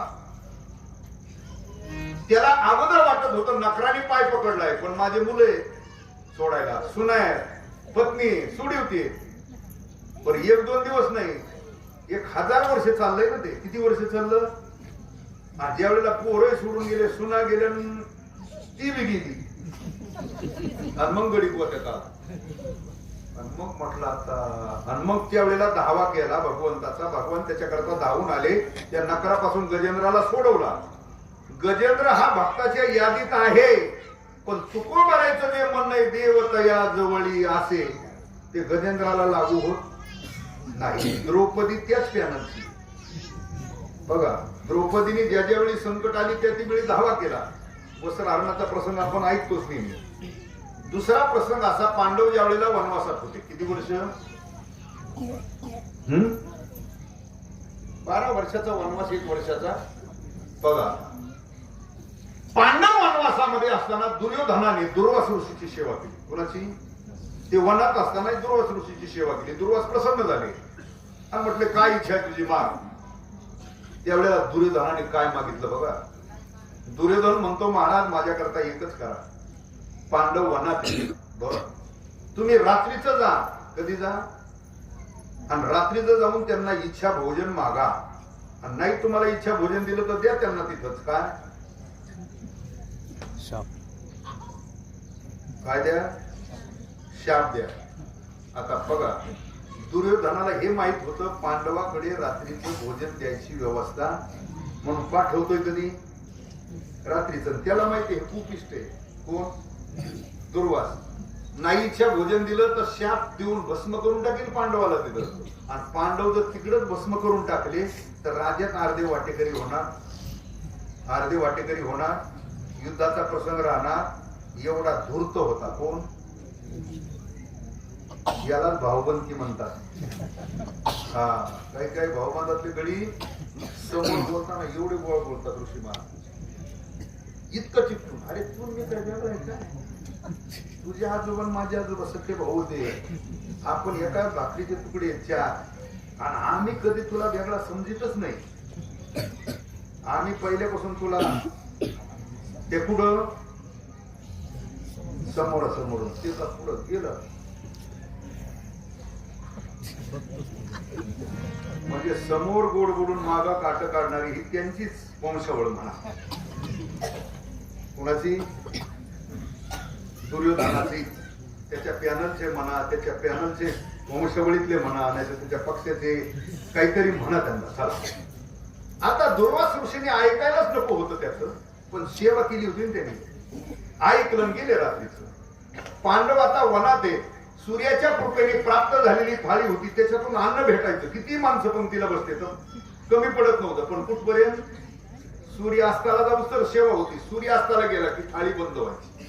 पुन्हा दिवस उगवल्यानंतर चालू. रात्रीचं गेले. धर्मराजाला उठवलं. धर्मराज झोपेतून उठले. दुर्वास ऋषीला पाहिल्यावर आश्चर्य वाटलं. एवढ्या रात्रीचं हे नमस्कार केला. नमस्कार केल्याबरोबर दुर्वास ऋषी म्हणतात, धर्मा मला इच्छा भोजन हवंय. आता धर्मराजेवरती धर्म संकट पडलं. कारण शेजारी कुणी नाही, कोणाकडून काही आणावं म्हटलं तर जवळ काही नाही, काय करावं? तशा प्रसंगात धर्मराजाने द्रौपदीला उठवलं. उठली द्रौपदी. का? अगं दुर्वास ऋषी आले. पाहिलं, तिने नमस्कार केला. आणि त्यावेळेला लगेच धर्मराज म्हणतात, द्रौपदी त्यांना इच्छा भोजन हवंय. काय म्हटले बघा? जवळ काही नाही. शेजाऱ्याकडून स्नानावं म्हटलं तर शेजारी कुणी? तरी द्रौपदी म्हटले ठीक आहे, इच्छा भोजन भेटेल. काय पावर असेल? जवळ काही नाही, शेजारी कोणी नाही, तरी काय म्हटली ती? ठीक आहे, इच्छा भोजन भेटेल. आता आपल्या घरात काहीच नाही आणि आपण 7-8 वारकरी घेऊन गेल्यावर आपली धुरपती काय म्हणे? आपली धुरपती काय म्हणे? ती धुरपती नव्हती, द्रौपदी. आलं का त्यांना? धर्मराज म्हणतात आता काय कुठून देणार ही? पण तिने सांगितलं महाराज इच्छा भोजन हवंय. हो भेटेल महाराज. पण म्हटले हो दुर्वास ऋषी सुद्धा, कारण ती सामान्य नव्हती. तिने सांगितलं दुर्वास ऋषीला, महाराज धर्मशास्त्र आपलं असे 2 प्रहर रात्र, नीट ऐका जरा, 2 प्रहर रात्र जर उलटून गेलेली असेल आणि जर भोजन करायचं असेल तर धर्मशास्त्र सांगतंय पहिलं करावं लागते, त्याच्याशिवाय जेवता येत. बरोबर आहे की नाही? बरोबर आहे ना? आता आपण कधी कधी एखादा प्रसंग येतो असा की दिवसभर काही कामानिमित्त गेलो, एखाद्या प्रसंगात गुंतलो, दिवसभर जेवायला वेळ भेटले नाही, अपरात्री घरी आलो, कडाक्याची भूक लागलेली, जेवल्याशिवाय तर झोप येणार. मग आल्याबरोबर आपण जीवन घेतो का स्नान करून घेतो? कसं आहे? तुम्ही तर मला सगळे म्हटले हो स्नान करून जेवावं लागतं. आपण शास्त्र पाळायला बसलेले गडी नाही दादा. हो शास्त्र खायला बसलेले गडी. पाळायला कोण बसले? पण ते दुर्वास ऋषी, त्यांना शास्त्र मोडता येणार. सांगितलं द्रौपदी तू म्हणते ते मान्य आहे. ठीक आहे, 2 प्रहर रात्र उलटून गेली, मान्य. करा स्वयंपाकाची तयारी, आलो स्नान करू. बरं ते एकटे नव्हते, त्यांचा काही शिष्य परिवार होता. ती सगळी दिंडीच्या दिंडीच निघाली गंगेकर. धर्मराज म्हणतात द्रौपदी आता अर्धे 1 तास ती ते स्नान करून आहे का काही जर. पण तिला माहित होतं त्याचा धावा केल्यावर तडजोड काहीतरी होईल. बघा त्यांना स्नानाला पाठवलं आणि तिने आर्त स्वरामध्ये धावा केला. कुणाचा? कृष्णा धावरे लवकरी, संकट पडले भारी, हरी तू आमचा कैवारी, आले विघ्न निवारी. पांडवासना वनवासी, पाठविले दुर्वासासी. रात्र झाली 2 प्रहर, ईश्वर सत्व जातील घेऊन असा दावा केला. भगवंताचा दावा केला. भगवंताचं पहिलेच चालू होतं काय, पण तिचा एवढा अर्थ स्वरात फार षड्यातली चाल ऐकली तिची. देवानी लगेच ताट बाजूला सारलं आणि लगेच काढली माग.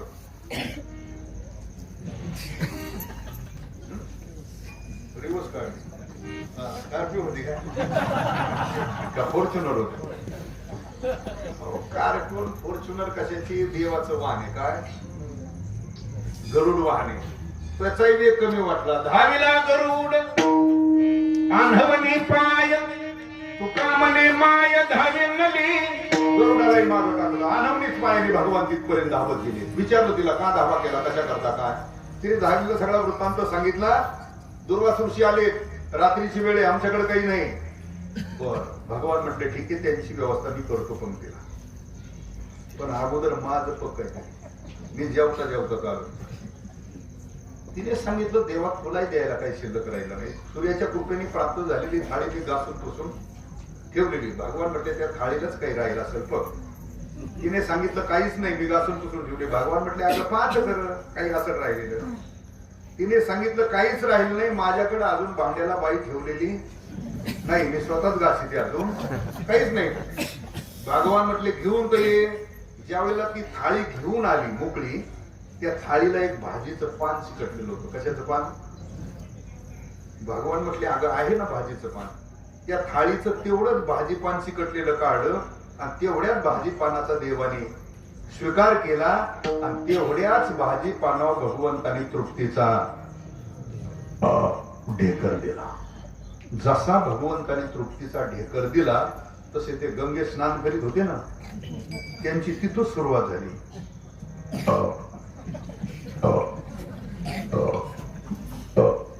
म्हटलं काय भानगड आहे रे? म्हणजे भानगड काही असले तरी कीर्तन सांगल्या थोडी थोडी आमची हाणू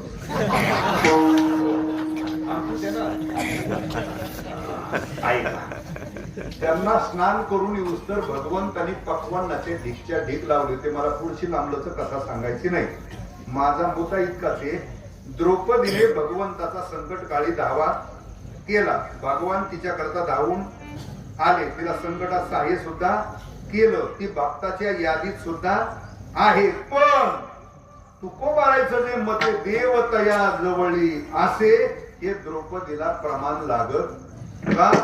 ती संकटकाळी धावा करणाऱ्याच्या यादीतली गजेंद्र आणि द्रौपदी, संकटकाळी धावा करणाऱ्या भक्ताच्या यादीत तुकोबारायचं म्हणणं तिथं लागत नाही. देवतया जवळी. चला भक्ताचा दुसरा प्रकारे रात्रंदिवस भजन करतो, शरणागती करतो, त्याच्या मोबदल्यात देवाकडून काहीतरी लौकिक ऐश्वर्याची अपेक्षा करतो. त्याच यादीतला विभीषण आहे. त्या यादीतला कोणी बघा, राजा रावणाने जगन्मातेचं हरण केलं. त्यावेळेला सगळ्यांनी समजून सांगितलं, रावणाने कोणाचं ऐकलं नाही. भाऊ या नात्याने विभीषण गेला, समजून सांगण्याचा प्रयत्न केला, त्याचं तर ऐकून सुद्धा घेतलं नाही. लाद घालून सभेतून बाहेर काढला. कोणाला? विभीषणाला. कुणी?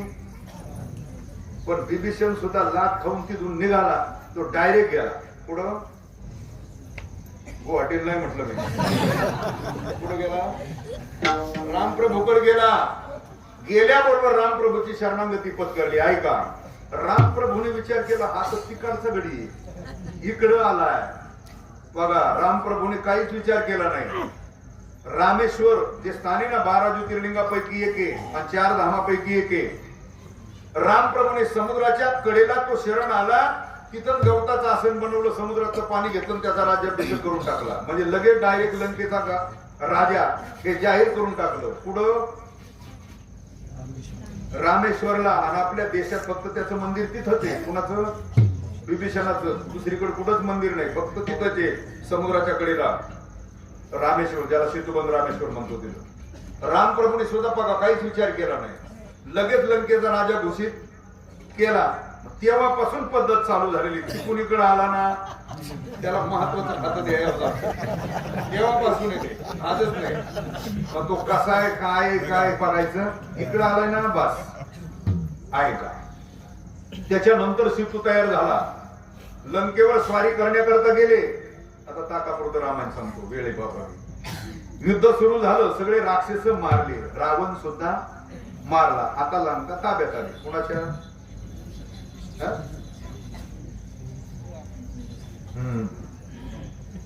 कारण बिभीषणाच्या ताब्यात यायचं ते हात बांधून असतो. तुमच्या सगळं बाजूलाच होतात ते. लंका ताब्यात आली. कुणाच्या? युद्ध त्यांनी केलंय ना, त्यांची सेना आहे. आता लंका ताब्यात आली. सगळे मारले राक्षस रावणासही. आता ज्या वेळेला पुन्हा बिभीषणाच्या ताब्यात द्यायची मुळग आली, त्यावेळेला सुद्धा रामप्रभूला सल्ला सांगणारी काही माणसं होते. त्यावेळेला सांगितलं देता कशाला त्याला? का? तुम्ही युद्ध केलंय, तुम्ही युद्धात जिंकलेली. मग त्यावेळेला सल्ला दिला नाही तरी तुम्ही किती जणी? अयोध्येच्या गादीवर तुमच्या चौघापैकी एकच बसणारे ना. मग तिघ तर राहिले ना इकडे मोकळेच. एखादा राहू दे ना ह्या विभागात, एखादा राहू दे ह्या भागात. ऐका, असा सल्ला ज्या वेळेला रामप्रभूला दिला होता, त्यावेळेला रामप्रभूने सांगितलं बाबा युद्धामध्ये जरी आम्ही लंका जिंकलेली असली तरी रामप्रभू म्हणतात त्या लंकेच्या गादीवर बसण्याचा आमचा अधिकार किंवा तिची मालकी करायचाही अधिकार नाही. हे रामप्रभूने 11 लाख वर्षापूर्वी सांगितलं. किती लाख वर्षापूर्वी? 11 लाख वर्षापूर्वी रामप्रभूने हे सांगितलं. ज्याचा जन्म ज्या भूमी झालेला आहे त्यालाच त्या गादीवर बसण्याचा किंवा त्या गादीची मालकी करण्याचा अधिकार. किती वर्षापूर्वी सांगितलं? म्हणजे बघा, ग्रामपंचायतच्या सदस्यापासून तुम्ही दिल्लीच्या गादीपर्यंत बघा. आता तुमचं आता हे स्वतंत्र झाले ना, ग्रामपंचायत झाली ना का नाही? झाली. मग करतात 5 वर्ष मला सरपंच म्हणतात आता शिका आमचं स्वतंत्र झालं, आमचं असं होईल का नाही? पण तुम्ही 5 वर्ष मला सरपंच करून बघा कसं राहिले तुमचे सगळे काम करतो. तर माझा परिचय दे ना बाय. पण तुम्ही देणार? तुम्ही मला होऊ देणार? येत नाही म्हणजे तू बी म्हणाले तिच्या. म्हणजे तुम्ही सुद्धा कीर्तन करा, जे विठ्ठल होस तरच. ऐका, मला तुम्ही होऊ देणार नाही, पण तुमच्या गावातला इथला कुणी बी होऊ शकतो का नाही? बघा, कधी कधी काही माणसाला राजकारणाचा नाद नसतो, त्याच्याकडे पैसे खर्चायला नसतात, पण जागा त्यांची निघाली. आपल्या पाठला त्याच्याकडे जावं लागतं. मी खर्च करतो, तुला खर्च करतो, बरोबर. पण कुठला? याच गावातला ना, टाकळीचा तर नाही ना, वासुंद्याचा तर नाही ना होणार. मग ग्रामपंचायतला जर नेहमी इथलाच लागतोय तर आपली देशाची गादी कुठली? दिल्लीची गादी. त्या गादी कोण बसला पाहिजे? तिथं कोण बसला पाहिजे? ज्याचा जन्म या देशात झालेला आहे, भारतात, तोच त्या गादीवर बसला पाहिजे. किंवा ज्याचा जन्म इथं झालेला आहे त्यांनीच त्या गादीची मालकी केली. परदेशात जन्म घेऊन जास्त जमत. विठाला विठाला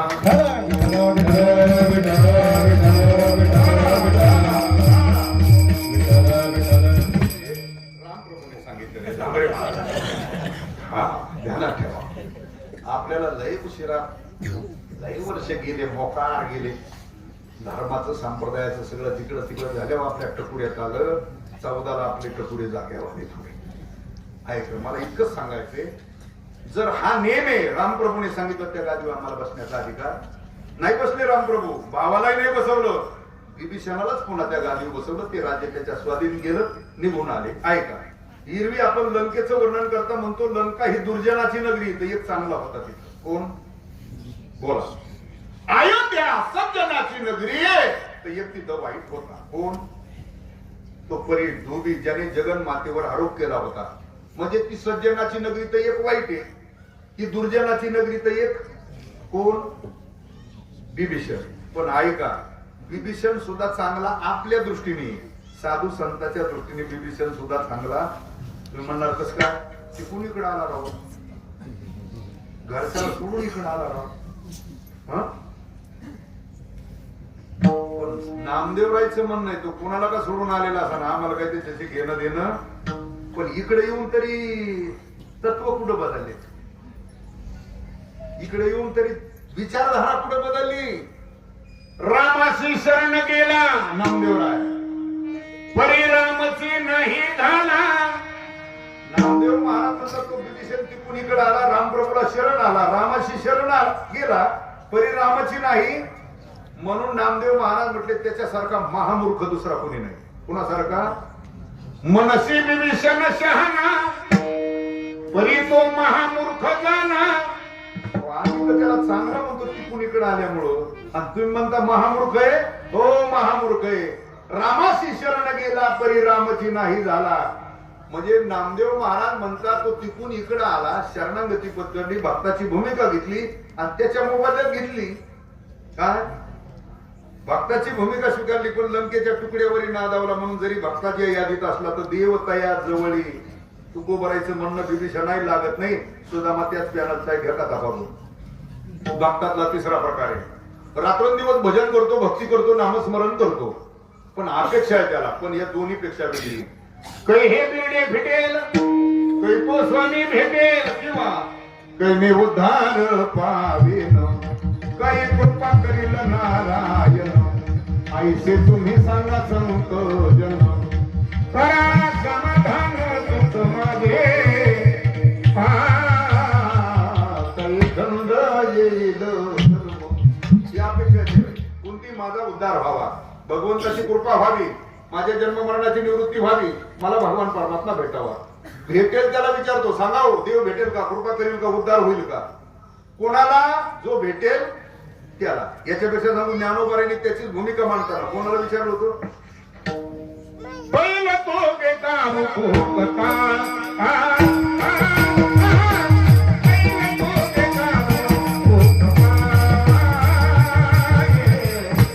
सकुन के माये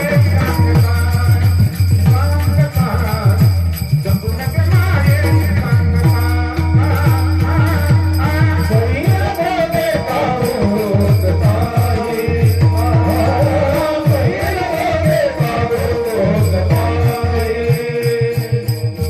शकुनगी माई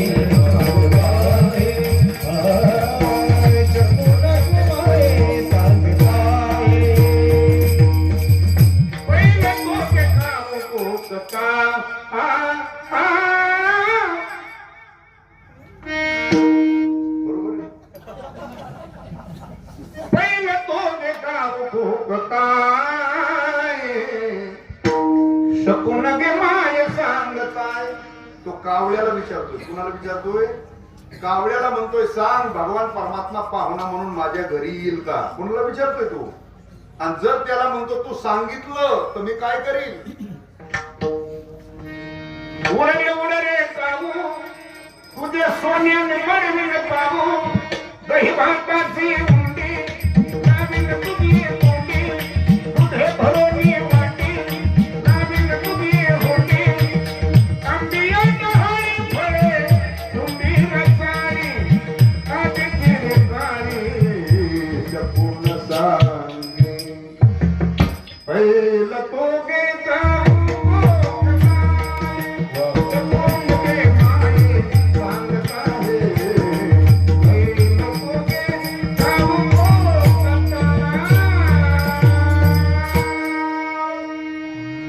कावळ्याला विचारतोय. याचा अर्थ अजून त्याला देव भेटलेला, कृपा केलेली, उद्धार झालेला, मग देवतया जवळी असे प्रमाण लागत नाही. आणि चौथा जो ज्ञानी भक्त आहे, चौथी याचे ठाई काहीच करणे. बघा जो ज्ञानी महात्मा आहे ना, भक्त आहे, त्याला भजन करायची गरज नाही, भक्ती करायची गरज नाही, परमार्थ करायची गरज कोणाला? ज्ञानी भक्ताला. तरी तो रात्रंदिवस भजन भक्ती करतो. लौकिक ऐश्वर्याची अपेक्षा नाही, उद्धाराची सुद्धा अपेक्षा नाही, मुक्त होण्याची अपेक्षा नाही. का नाही? तो मुक्तच असतो. जो ज्ञानी असतो तो मुक्तातही दोन प्रकार आहेत, नित्यमुक्त वेगळा, बद्धमुक्त वेगळा. जो ज्ञानी आहे तो नित्यमुक्त आहे. मग जो ज्ञानी आहे, नित्यमुक्त आहे, त्याला भजन भक्ती नामस्मरण करायची गरज नाही. तरी सुद्धा तो नामस्मरण भजन भक्ती करतो. त्याच भक्तीला भक्तिशास्त्रामध्ये ज्ञानोत्तर भक्ती असं म्हणतात. आणि ही ज्ञानोत्तर भक्ती ज्यांच्या जीवनामध्ये अखंड प्रवाहित असते त्यांच्या जवळ असते. हे दुसरं लक्षण आहे. देवतया जवळी. बघा ज्ञानोत्तर भक्ती ज्यांच्या जीवनात, देवतया जवळी, विश्वदेव सत्यत्वी आईसा त्याचा देवतया जवळी, अशाच महात्म्याच्या जवळ कोण असतो? इथपर्यंत मी प्रस्तावना आणून तुम्हाला ठेवलंय. म्हणजे माझंही मते तुम्हाला प्रत्येकाचे उदाहरणं दिले, प्रमाण वगैरे सांगितले. माझंही मते अशाच महात्म्याच्या जवळ कोणी देवे असं मी तुम्हाला प्रस्तावना आणून ठेवली. मी इथं आहे तोपर्यंत तुम्ही देवाला विचारून घ्या की खरंच तुम्ही अशा भक्ताजवळ असतात. हा जर देव म्हणत असेल ना हो हो मी त्यांच्या जवळ आहे, तर केलेली प्रस्तावना आपली एकदम. हा जर देव म्हणत असेल नाही तर आमचं एवढं काही जवळून संबंध. हा तर मग ही प्रस्तावना खरी धरता येणार आणि इथून गेल्यावर पुन्हा मी बोलू देणार. हा तुम्ही विचारून घ्या. हे झांबरे महाराजांनी आम्हाला असं सांगितलं देवता या जवळी खरं असतात का? विचारता का देवाला? तुम्ही विचारणार? तुमची काय डेअरिंग आहे देवाला विचारायची? मी विचारू का? हा तुला काय देवाचं भाव काय झालं तर तुम्ही किंवा मी विचारायची काय गरज आहे? स्वतः भगवान सांगतात अर्जुना मी त्यांच्या जवळ असतो. कोणाजवळ? परिपयापाशी पांडवा मी हरपलो दिवसावा जेथ नाम घोष परवा करीती माझा. जेथ नाम घोष बरवा करीती माझा मी तयापासी पांडवा देवतया जवळी. हा मत भक्त यत्र गायंती तत्र तिष्ठामी. माझे भक्त गाती नारदाने उभा देवतया जवळी. परमामृते रसना ओलावली मनाची राहिली वृत्ती पायी तेथे नांदे देव संदेह नाही देवतया जवळी. असे हे भगवानच सांगतात. उत्तरार्धामध्ये सांगितलं पापनासे. आता हा मुद्दा उलटा लक्षात राहील द्यायचा. कसा? ज्याच्या दर्शनात आपलं पाप जातं त्याच्याजवळ असतो कोण? देव. मग बघा ज्यांच्या दर्शनात पाप जातं, ज्यांच्या संगतीत पाप जातं आणि ज्यांच्या नामचिंतनात पाप जातं त्यांच्याजवळ असतो कोण? मग नामचिंतनात पाप जातं संताच्या. तुका म्हणे पापे जाती संताची या. संगतीत पाप जाता अर्धाक्षण घडता संताची संगती तेने होय शांती. आणि त्यांच्या दर्शनात पाप जातं पाप नासे. मग मुद्दा उलटा लक्षात असा ठेवायचा. ज्यांच्या नामस्मरणात पाप जातं, ज्यांच्या संगतीत पाप जातं, ज्यांच्या दर्शनात पाप जातं देवतया जवळी.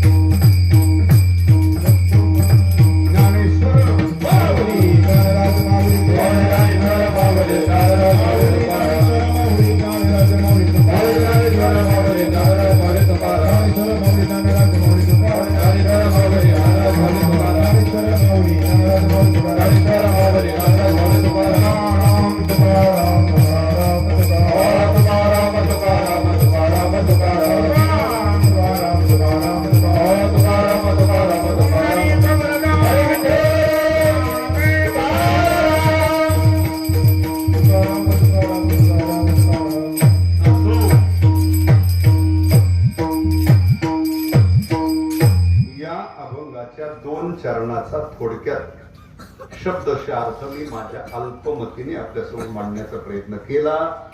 जे योग्य आहे ते मायबाप संतांचं आहे, गुरुजनांचं आहे. उपस्थित सर्व गुणीजन सर्वांच्या उपस्थितीत झालेली सेवा भगवंताच्या चरणी ही सेवा समर्पित करून सेवेला आपण या ठिकाणी पूर्णविराम देतोय. 9 वाजून मला वाटतं 7-8 मिनिटं काहीतरी 10 मिनिटं पुढं झालेले त्याबद्दल नाही ना तसं अंदाज बघावा म्हणतो. काय काय म्हणत असतात हा दिलगिरी व्यक्त करतो क्षमस्व काय वाटोळ भेटोळ करून चाललं काय. माणसं 10 मिनिटं गेले म्हणजे बरं घरी एखाद्या दिवशी 9:30 वाजता नाही वर आपल्याला दिसत गप मरत दम नाही काय. दिवसभर माणूस आणून आलाय ना आता गपच राहता ना. तसं कीर्तनात 5-10 मिनिटं गेले तर आता काय नाही लगेच बसणार आहे ना. झाले आपण लवकर आवडेल असं तसं नसतं. गरम गरम खाण्यात मजा जी असते कीर्तन आपण नंतरही कधी ऐकू शकतो. जरी 5-10 मिनिटं गेले तर गेले म्हणजे मी म्हणणार नाही ते दिलगिरी व्यक्त करतो. क्षमस्व मी मराठवाड्यातला आहे. हातभरी हातभर रिटर्न त्याला पश्चिम महाराष्ट्रात त्याच्यामुळे थोडं काटेकोरपणा असतो ना, तसं तिकडे काही नसतं. हातभर इकडे काम तिकडे जरी 5-10 मिनिटं गेले तर गेले. जाता जाता पुन्हा आपल्याला एकदा विनंती करतो. आपलं पुरातन स्थान आहे आणि आपलं सर्वांचं कुळदैवत आहे, पुरातन स्थान आहे, महत्वाचं देव पंचायतांपैकी एक आहे. तर आपलं परंपरेने चाललेला नामसप्ताह आहे. अजून त्याची वृद्धी व्हावी, मोठा व्हावा आणि परंपरेत गाव असल्यामुळं, परंपरेचं दैवत असल्यामुळं जरा परंपरेप्रमाणेच आपला सप्ताह सुद्धा करत राहा इतका संदेश देतो. सेवा थांबतो. विठ्ठल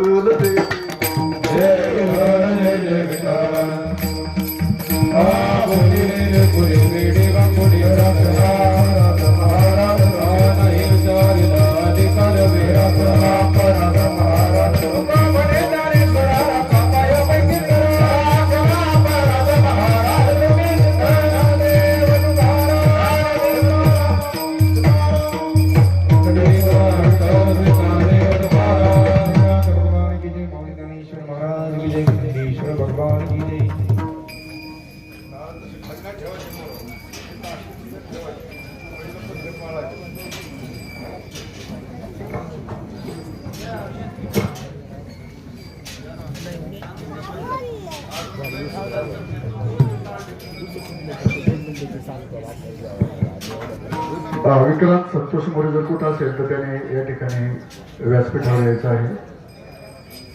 खंडेश्वर यात्रा उत्सवाच्या निमित्ताने अखंड हरिनाम सप्ताहाचा आजचा 4था दिवस. सुप्रभातच्या वेळी सुरू होणारा काकडा, त्याच्यानंतर ग्रंथराज ज्ञानेश्वरीचं पारायण, प्रवचन, हरिपाठ आणि त्यानंतर संपन्न झालेली कीर्तन केसरी सुनील महाराज झांबरे यांची सेवा आणि त्या सेवेसाठी त्यांनी जगद्गुरु संतश्रेष्ठ संत शिरोमणी जगद्गुरु संत तुकाराम महाराज यांचा घेतलेला अभंग, ऐसा ज्याचा अनुभव विश्वदेव सत्यत्वे देवता जवळी असे, या अभंगाचं संत साहित्य आणि हिंदू धर्मग्रंथातील दृष्टांताच्या आधारे अतिशय साध्या सोप्या सरळ भाषेमध्ये आपल्या समोर केलेलं निरूपण. महाराज आपल्याला धन्यवाद देतो मी या ठिकाणी की वारकरी संप्रदायामध्ये अपेक्षित असलेली जी कीर्तन सेवा आहे त्या कीर्तन सेवेचं आजचं कीर्तन हे एक जिवंत उदाहरण आहे.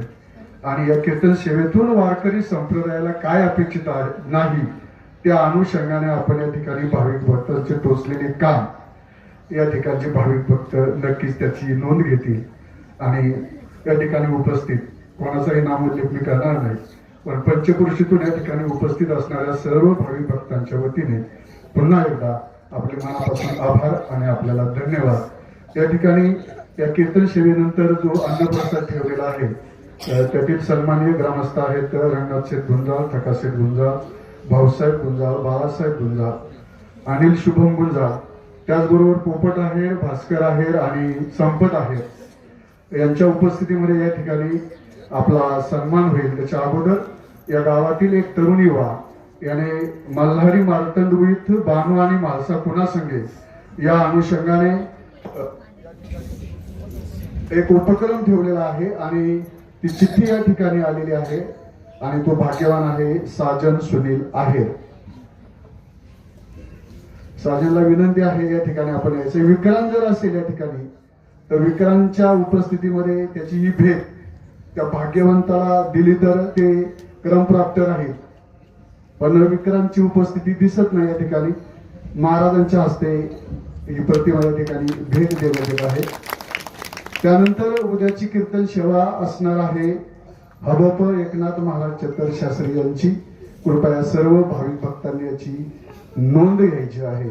आणि आजच्या पंक्तीचे सन्माननीय